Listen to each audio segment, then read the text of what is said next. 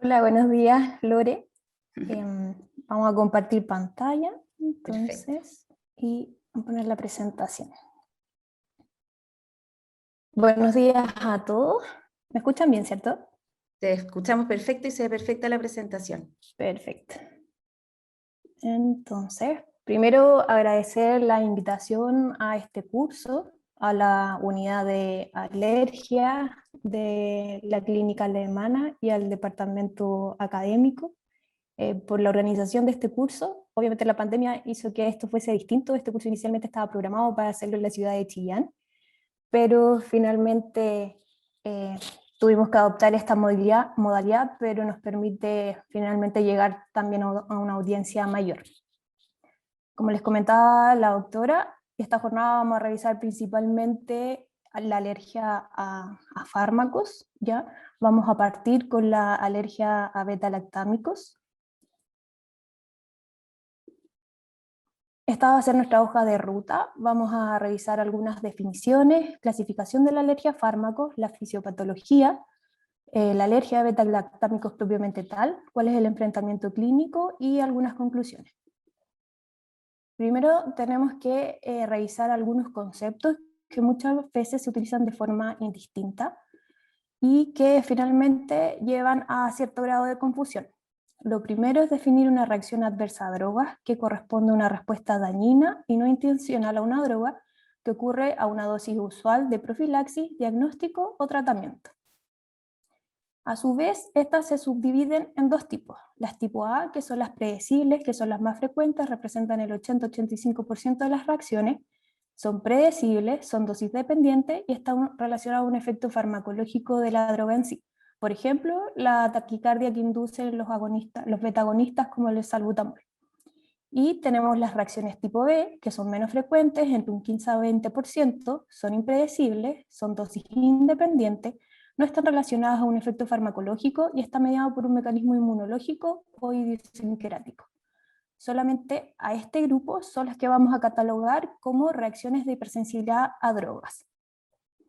A su vez, solamente aquellas reacciones de hipersensibilidad a drogas en las cuales logramos identificar un mecanismo inmunológico las vamos a llamar alergia a drogas. Todas aquellas reacciones que simulan clínicamente una alergia, pero que tienen un mecanismo distinto, vamos a hablar de reacciones de hipersensibilidad a drogas.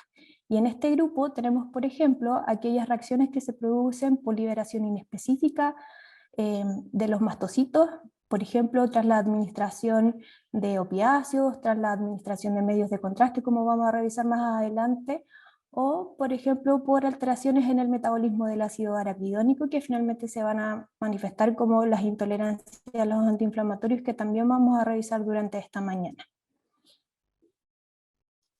Como les mencionaba, solamente aquellas reacciones de hipersensibilidad donde logramos identificar un mecanismo de hipersensibilidad, vamos a hablar de alergia a fármacos. Los mecanismos de hipersensibilidad están descritos de la clasificación de Helly-Combs y clásicamente se dividen en 4 grupos. Tenemos los 3 primeros, los cuales van a estar mediados por anticuerpos, y un cuarto tipo que está mediado por células. Acá nos vamos a enfocar principalmente en el mecanismo tipo 1, ya que sabemos que tiene una fase de sensibilización y una fase efectora. La fase de sensibilización, en un sujeto genéticamente predispuesto, su célula dendrítica va a reconocer los complejos aptenopenicilina, se los va a presentar a los linfocitos T naive. Estos, en un ambiente de interleuquina 4, se van a diferenciar hacia linfocitos T helper 2, que van a producir interleuquina 4 e interleuquina 13 y que van a llevar a la diferenciación de linfocitos B a células plasmáticas productoras de estas IgE específicas dirigidas contra los complejos penicilina-apteno. Estas IgE específicas se van a unir a los receptores de alta afinidad de los mastocitos y ante una nueva exposición se va a producir el entrecruzamiento de las IgE, de granulación de los mastocitos y liberación de sus mediadores que finalmente se van a traducir en las manifestaciones clínicas, como urticaria, angiodema, broncoespasmo, el colapso cardiovascular o llegar incluso a una anafilaxia. En el caso de los tipo 2, acá están mediados principalmente por anticuerpos de tipo IgG y activación del complemento, y sus manifestaciones clínicas van a ser anemias hemolíticas, trombocitopenia. Los tipo 3 que están mediados por depósitos de inmunocomplejos que van a llevar a la vasculitis de vaso pequeño, enfermedad del suero y la reacción de Artus. Y el cuarto grupo, que es el mediado por células, que acá a su vez se subdivide en 4 subtipos. Pero acá tenemos descritos solamente los 3 que se relacionan a las manifestaciones graves cutáneas por drogas, ¿ya? Tenemos el tipo B, que está mediado por eosinófilos, que finalmente se van a manifestar como un DRES, que en general este cuadro clínico se presenta entre 2 a 8 semanas después de la exposición a la droga, y se caracteriza por edema epidérmico, fiebre, linfadenopatía, obviamente eosinofilia, y infiltración de piel y órganos.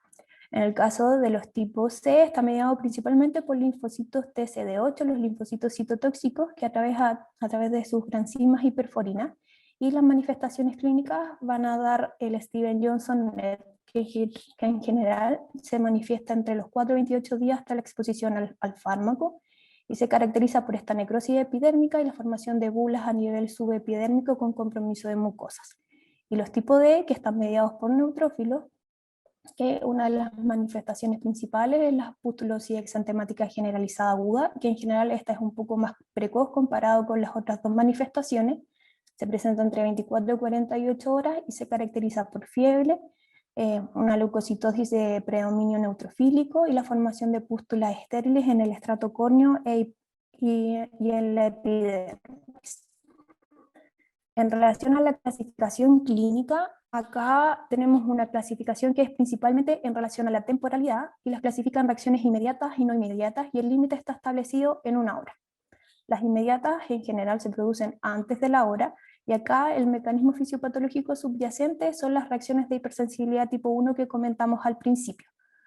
En general se producen antes de la hora, pero se pueden llegar a producir hasta 6 horas tras la exposición, entonces igual se pueden superponer.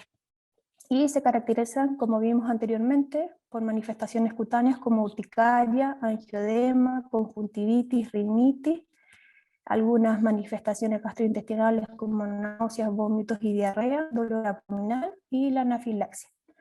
En el caso de las reacciones no inmediatas, se producen después de la hora, pero lo habitual es que las que son más rápidas, más aceleradas, se producen entre 8 a 12 horas tras la exposición.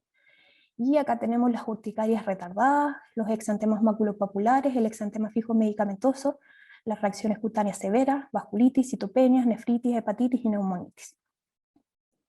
Ahora vamos a entrar de lleno en relación a la alergia beta-lactámico. Sabemos que la familia de antibióticos es la familia de antibióticos que contiene un anillo beta-lactámico en su estructura molecular y van a actuar inhibiendo la síntesis de peptidoglicanos de la pared celular. Son la familia de antibióticos más utilizada y representa hasta el 70% de las prescripciones, y son la principal familia identificada como causa de alergia. Responden al 80% de las consultas por alergia a fármacos, siendo el principal fármaco identificado la amoxicilina, pero esto va a depender de la serie que estudiemos y cuáles sean los fármacos que se indiquen de forma mayoritaria.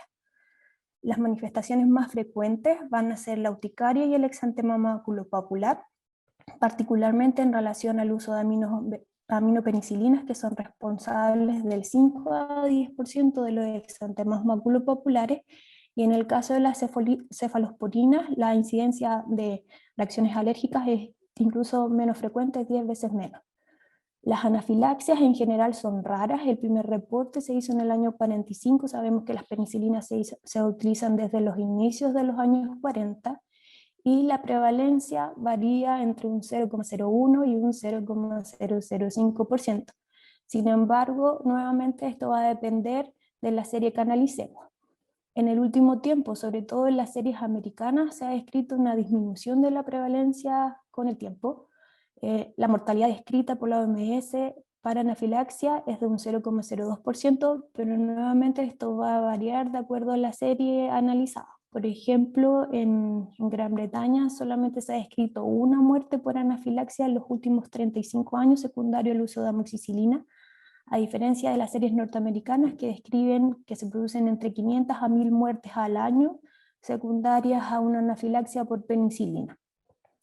Y la penicilina en sí puede llegar a representar hasta el 10% de las causas de anafilaxia.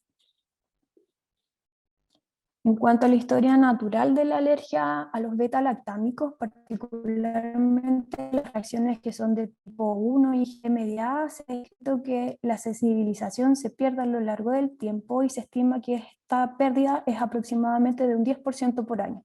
Se estima que un 50% de los pacientes a los 5 años va a perder esta sensibilización y el 80% a los 10 años. Sin embargo, la historia natural de las reacciones que son no IG mediadas se desconoce.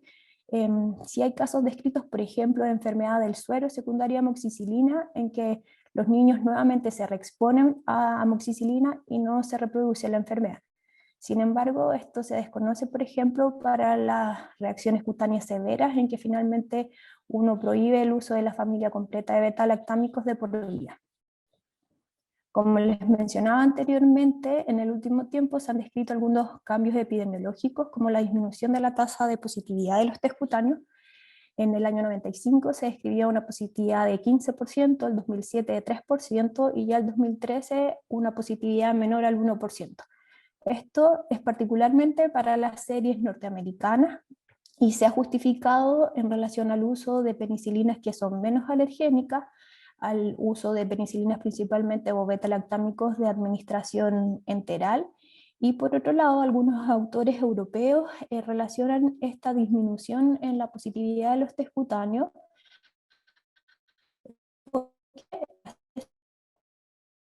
en, sí, en los estudios americanos eran una positividad para hablar en el test cutáneo de 5 milímetros sobre el control negativo. En cambio, habitualmente uno habla de positividad de los test cutáneos con 3 milímetros sobre el control negativo.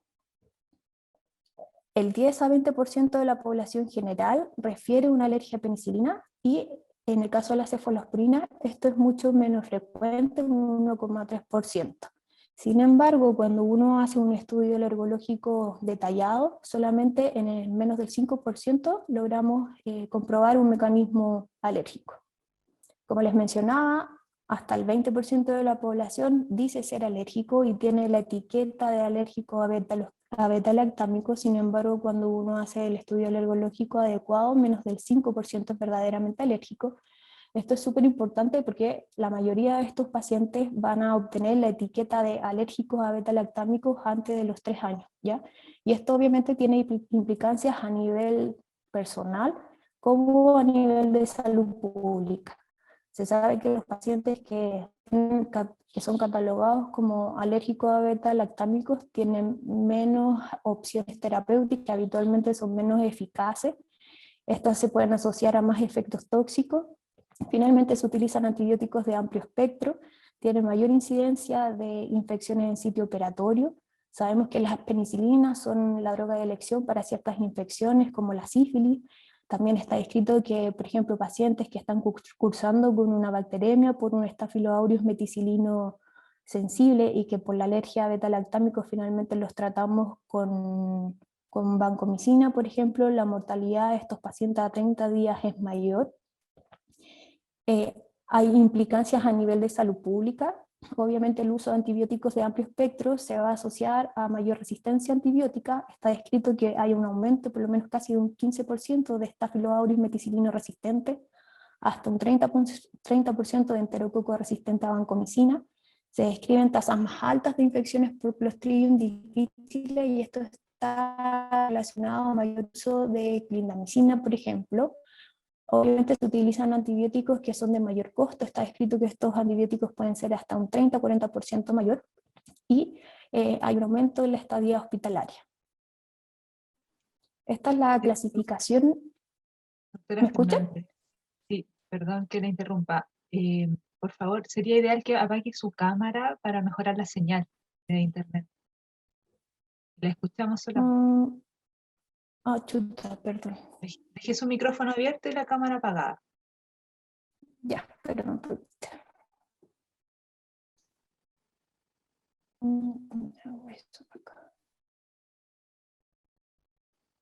Acá. En Zoom, abajo en el No, icono sí, de Zoom. ahí ya lo coloqué. ¿Me Perfecto. escuchan bien? Ahora va a mejorar la señal. Sí. Ay, perdón, es que no estoy. Ya. Ahora ponga full Entonces, screen y continuamos con la conferencia. ¿sí? Ya, perfecto. Sí, ahí ¿Ahí está, sí me perfecto. escuchan bien? Sí, muy bien. Ya. Gracias. Entonces, en relación a la clasificación de los beta-lactámicos, como les mencioné anteriormente, son los antibióticos que tienen en su estructura un anillo beta-lactámico. Habitualmente son 4 grupos: el grupo de las penicilinas, las cefalosporinas, carbapenémicos y monobactámicos. Acá está incluido en esta lámina el ácido clavulánico, que también tiene un anillo beta-lactámico en su estructura, pero sin embargo, para poder actuar tiene que estar asociado a otro antibiótico, ¿ya? Lo que diferencia a uno de cada grupo es que la unión del anillo beta-lactámico a un segundo anillo, que en el caso de las penicilinas es a un anillo tiazosolidona, en el caso de las cefalosporinas a un anillo dihidrotiazida, y en el caso de los carbapenémicos a un anillo dihidropirrol. En el caso de los monobactámicos solamente tienen un anillo, y las otras diferencias van a estar dadas por la unión a una cadena lateral en el carbono 7 en el caso de la penicilina, y en el caso de cefalosporinas y carbapenémicos, que tienen 2 cadenas laterales en el carbono 7 y en el carbono 3. Acá tenemos una tabla de los principales beta-lactámicos: las penicilinas naturales, penicilina B y G, las resistentes a penicilinasas, que es la flucloxa principalmente, las aminopenicilinas, amox y yampi, y las cefalosporinas de primera, segunda, tercera generación, incluso cuarta y quinta generación, carbapenémicos y monobactámicos. ¿Cuáles son los determinantes antigénicos de los beta-lactámicos y particularmente de la penicilina? Sabemos que el anillo beta-lactámico es inestable, y una vez que está en solución tiende a abrirse y unirse a los residuos de serina de las proteínas séricas y formar entonces su determinante mayor, que es el bencilpeniciloide. Esta va a dar el 95% de las formas aptémicas y va a representar el 75% de las reacciones de hipersensibilidad. Los determinantes menores van a estar dados por la apertura del anillo tiazosolidínico, y que van a representar el 5% de las formas apténicas y hasta el 25% de las reacciones de hipersensibilidad de tipo 1, y en general tienden a ser más severas, y están dados principalmente por el peniciloato y el peniloato, ¿ya? También otras formas menores. En relación a la alergia selectiva a aminopenicilina, esto va a depender un poco de cuáles sean la familia beta-lactámicos que habitualmente se use en el lugar donde se está haciendo el estudio. Por ejemplo, en Estados Unidos principalmente se utilizan penicilinas, y está descrito menos de un 5% de alergias a aminopenicilina, versus en el sur de Europa, donde se utilizan principalmente aminopenicilina, y obviamente la prevalencia de alergia a estas es mucho mayor, entre un 25 a 50%. Habitualmente estos pacientes toleran otras penicilinas, y se describe una reactividad cruzada en general que es baja, entre un 1 a un 2%, pero si vemos literatura, por ejemplo, de hace 20, 30 años atrás, se describía una reactividad cruzada de hasta un 10%, y esto está dado principalmente debido a contaminación de las aminopenicilinas con penicilina. La reactividad cruzada con cefalosporina va a estar dada principalmente por la igualdad de la cadena lateral, como les comentaba anteriormente, y en el caso de la amoxicilina se describe una reactividad cruzada de hasta un 38% con cefadroxilo, y ampicilina una reactividad cruzada con cefalexina, cefradina y cefaclor. Esta reactividad cruzada, como mencionábamos, va a estar dada por la identidad en la similitud de la cadena lateral R1. Para ampicilina va a haber reactividad cruzada, por ejemplo, con cefaclor, cefalexina, y en el caso de amoxicilina con cefadroxilo principalmente. Pero como les mencionaba anteriormente, pese a la identidad, ¿ya?, que en general esta cadena R1 es igual, por ejemplo, entre amoxicilina y cefadroxilo, la reactividad cruzada solamente se describe hasta un 38%. Entonces, la identidad de la estructura química o estructural no necesariamente va a ser equivalente a la estructura tridimensional que finalmente adopta la molécula, y que se va a traducir en que no hay un 100% de reactividad cruzada, o que incluso penicilinas con cefalosporinas que comparten la misma cadena lateral no haya reactividad cruzada, ¿ya? Porque sabemos que las reacciones que son de tipo IgE mediada se producen por una reacción como de llave cerradura, y que necesariamente se debe reconocer la estructura tridimensional de la molécula y eso hace que eventualmente no sea reconocida y finalmente no reaccione. En relación a la reactividad cruzada de penicilinas con cefalosporinas, como mencionábamos anteriormente, la mayoría de los pacientes va a tolerar las cefalosporinas, pero igual requiere un estudio. La reactividad cruzada puede llegar a ser hasta un casi 24%, ¿ya? Y habitualmente va a estar dada por la igualdad de las cadenas laterales. En el caso de los monobactámicos, no está descrita la reactividad tanto in vitro como in vivo, solamente hay que tener precaución en relación a la estrionam y la ceftazidima, ya que comparten la misma cadena lateral. Y en el caso de los carbapenémicos, la reactividad cruzada es baja. Esta no sería porque el anillo beta-lactámico no sería un antígeno mayor, y esta baja reactividad cruzada estaría atribuible principalmente a similitud en la cadena radical R1. Está escrito que para meropenem sería menos de un 0,9% y imipenem 0,8%. Particularmente en relación a las alergias a las cefalosporinas, se estima una incidencia de un 1 o un 3% en la población general. Las principales manifestaciones van a ser el exantema maculopapular, está descrito también fiebre por drogas, eosinofilia y anafilaxia. Acá es un poco más compleja la evaluación porque a diferencia de las penicilinas no existen extractos comerciales estandarizados para la realización de test cutáneos y uno habitualmente lo hace con las drogas en sí en base a las concentraciones descritas. La respuesta inmune lo más probable es que esté dirigida a la cadena lateral R1-R2 y acá por ejemplo tenemos un estudio en que se estudiaron casi 100 pacientes con reacción IgE mediada. A todos se le hicieron test cutáneos, al menos 11 cefalosporinas, incluida la droga culpable, y se vio que la mayoría de los pacientes, el 90%, cuando reaccionaban a más de una cefalosporina, era por reactividad cruzada, similitud a la cadena lateral. Y solamente menos de un 10%, en este caso 9 pacientes, reaccionaron a más de una cefalosporina con grupo idéntico R1. Sin el grupo 1, los pacientes, cuando uno necesita necesariamente una cefalosporina, que pudiese hacer una provocación en 2-3 pasos con una cefalosporina de esta cadena lateral. Acá tenemos una tabla resumen de la reactividad cruzada, cargada principalmente que penicilinas con las aminopenicilinas es menor al 2%, entre cefalosporinas 3%, para monobactámicos 0% y para carbapenémicos menos del 1%.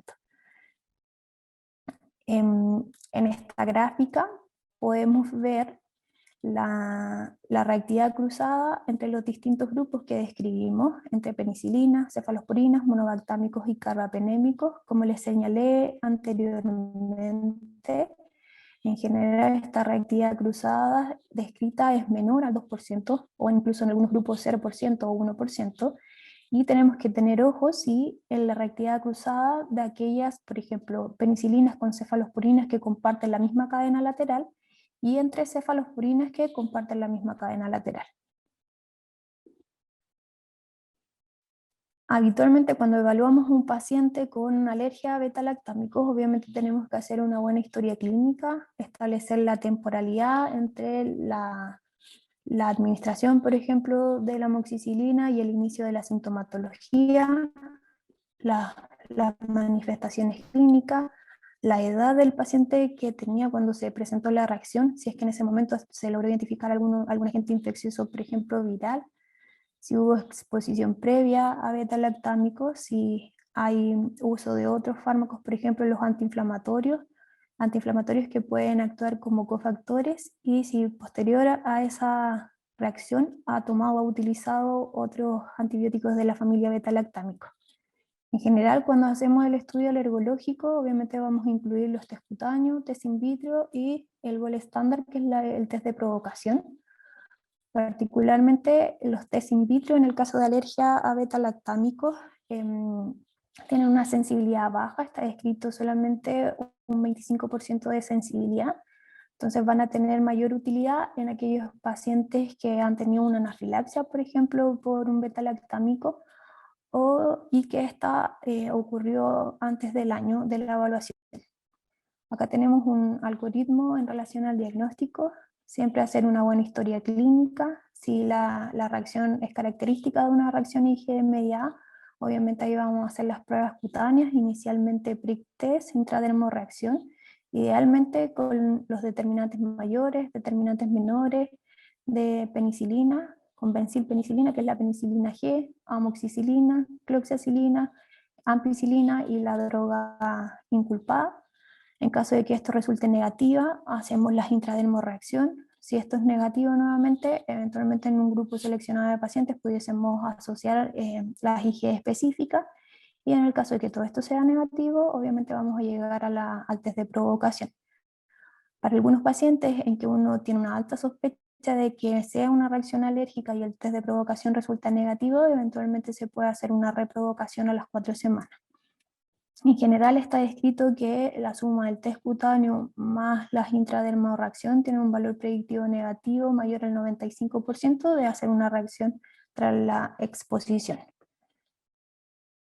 Como les mencionaba anteriormente, de acuerdo a la historia clínica, vamos a definir cuál es el tipo de estudio que vamos a realizar. En el caso de las reacciones de hipersensibilidad de tipo 1, vamos a tener disponibles los prick test, las intradermorreacción, como les mencionaba, a los extractos comerciales y a las drogas en sí.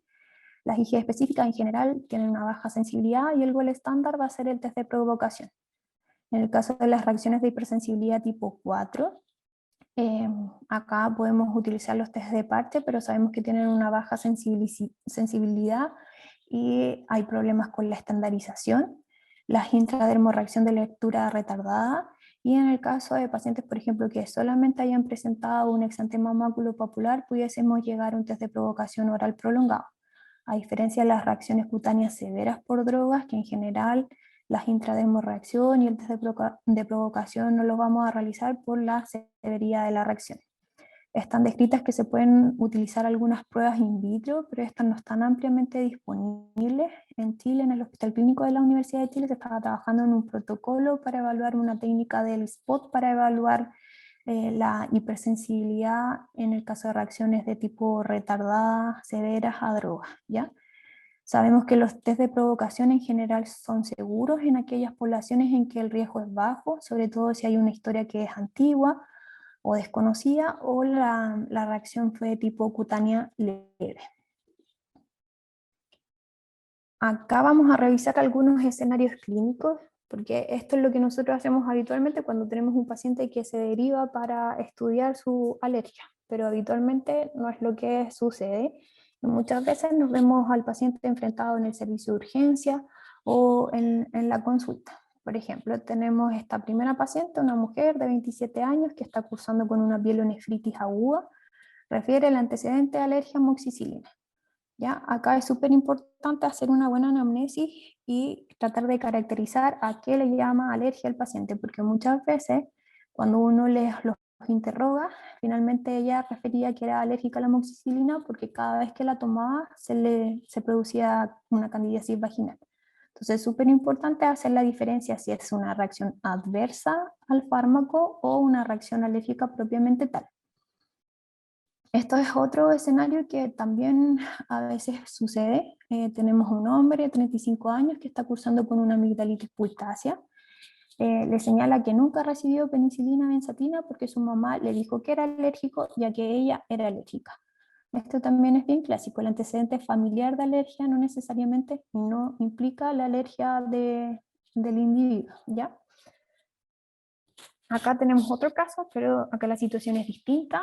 Es un paciente de 15 años con una historia de infecciones recurrentes que está cursando con una neumonía. Le indicaron amoxicilina con ácido clavulánico. Acude al servicio de urgencia, ya que tras la ingesta de la primera dosis, a los 5 minutos comienza con lesiones abonosas generalizadas, angioedema palpebral y dificultad respiratoria. Claramente es una anafilaxia. El manejo va a ser el que revisamos en las presentaciones de ayer. Sin embargo, en este paciente tenemos que definir cómo continuamos con su tratamiento, qué antibiótico le vamos a indicar por su infección. Y otro ejemplo, un paciente de 23 años con una apendicitis aguda, le indica al anestesista que es alérgico a la amoxicilina, sin embargo, tiene recuerdos vagos de la reacción que tuvo, aparentemente fue un rash. La mamá relata que se le pasó solo y que en ese momento tenía un cuadro febril. Lo más probable es que haya sido un exantema maculopapular hace varios años atrás. Entonces, cuando nos enfrentamos a estos pacientes, cuando tienen la etiqueta de alergia a penicilina, lo más importante es hacer una buena anamnesis y tratar de identificar si finalmente la historia corresponde o no a una reacción de hipersensibilidad. Por ejemplo, en los casos que revisamos, la paciente 1 no corresponde a una reacción de hipersensibilidad, y en el caso 2, el tener el antecedente familiar de alergia no implica que el paciente sea alérgico. Entonces, en esos pacientes uno pudiese tranquilamente descartar la alergia. En el caso de que la historia es poco clara o antigua, o tiene síntomas compatibles con una reacción de hipersensibilidad, o ya tiene la alergia confirmada, uno debiese mantener la etiqueta de alergia. Pero ¿cómo seguimos? Entonces, el segundo paso es tratar de hacer una estratificación de riesgo. Y esta estratificación de riesgo va a estar dada principalmente por la historia clínica. Vamos a tratar de identificar aquellas reacciones que son IgE mediadas, ¿ya? Que habitualmente, como habíamos comentado, se producen en general antes de la hora, incluso a los minutos tras la ingesta. Obviamente se caracteriza por la presencia de urticaria, eventualmente angioedema. Tenemos que averiguar si hay signos de gravedad, si finalmente fue una anafilaxia, si el paciente tuvo que consultar el servicio de urgencia, cómo se manejó, y eso nos va a orientar a una reacción de tipo IgE mediada. En el caso de las reacciones de tipo retardada benigna, aquí habitualmente tenemos los exantemas maculopapulares, ¿ya? Vamos a tener que estas reacciones se producen en el curso del tratamiento. Habitualmente son menos pruriginosas, las lesiones duran más de 24 horas y terminan con una descamación, ¿ya?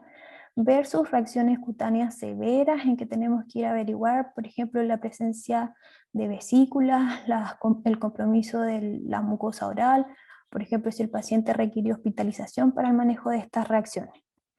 En base a eso, vamos a hacer una estratificación de riesgo y los vamos a clasificar en aquellos pacientes de riesgo bajo, riesgo medio y riesgo alto.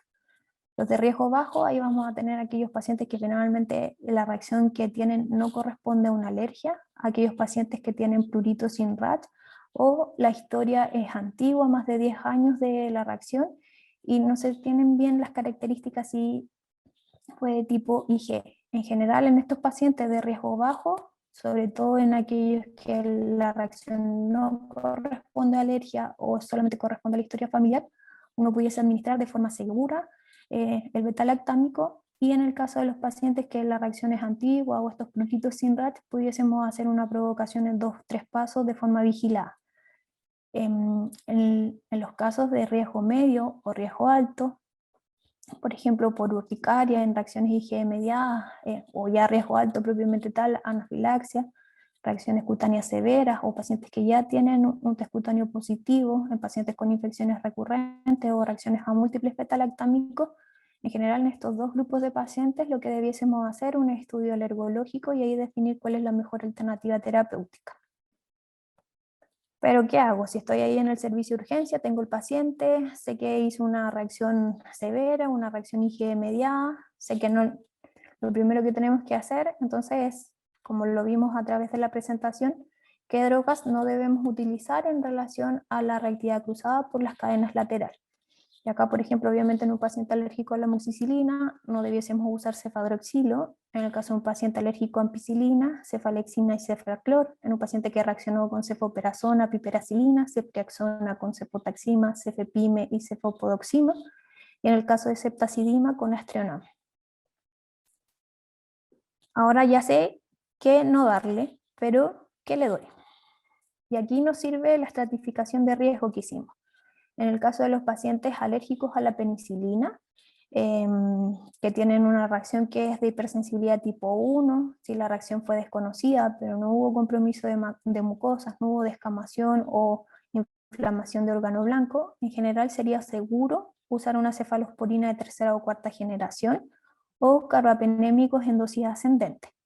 Obviamente también pudiésemos usar una alternativa antibiótica o de otra familia, o usar astreonam, porque como vimos la reactividad cruzada es 0. En el caso de que sea una infección que sí o sí, la mejor alternativa terapéutica es una cefalosporina de primera o segunda generación, que sabemos que ahí la reactividad cruzada pudiese ser mayor, debiésemos evaluar un inmunólogo en conjunto con infecto para definir cuál es la mejor alternativa terapéutica. Si la reacción correspondía a un prurito o un exantema maculopapular, un racho urticarial, o está descrito en la historia clínica, por ejemplo, que es alérgico, pero el paciente niega haber tenido una reacción, en este caso, en este grupo de pacientes, sería seguro usar una cefalosporina de tercera o cuarta generación en dosis plena, usar una cefalosporina de primera o segunda generación en dosis ascendente, o usar un carbapenémico en dosis plena. Y el tercer grupo, que son aquellos pacientes que finalmente hicieron una reacción severa, por ejemplo, por un mecanismo de hipersensibilidad tipo 2, 3 o 4, un Steven Johnson, un NET, un DRESS, a estos pacientes uno les prohíbe el uso de cualquier integrante de la familia de beta-lactámicos, no penicilinas, no cefalosporinas, no carbapenémicos, y obviamente debiésemos usar un antibiótico alternativo. Y en el caso de que la infección que debemos tratar tiene una alta indicación de uso de penicilina o cefalosporinas, obviamente ahí uno tiene que hacer la evaluación nuevamente inmunoinfecto para definir una mejor alternativa terapéutica, o en los casos que pudiese haber desensibilización, hacerse una desensibilización, realizarla. Como conclusiones, la etiqueta de alergia beta-lactámico sabemos que es un problema de salud pública. Los pacientes verdaderamente alérgicos solamente corresponden a menos del 5%. La alergia tiene costos tanto económicos como microbiológicos, como vimos a lo largo de la presentación. Es un mito que los pacientes alérgicos a la penicilina no pueden recibir cefalosporina. Se puede evaluar el riesgo en pacientes supuestamente alérgicos y decidir si dar otro beta-lactámico corresponde o no. Y lo ideal, siempre cuando esté disponible, derivar para estudio alergológico, porque podemos disminuir los costos, se disminuyen los tiempos y se definen cuáles son las alternativas terapéuticas o contraindicaciones de beta-lactámicos para cada paciente. Eso. Muchas gracias.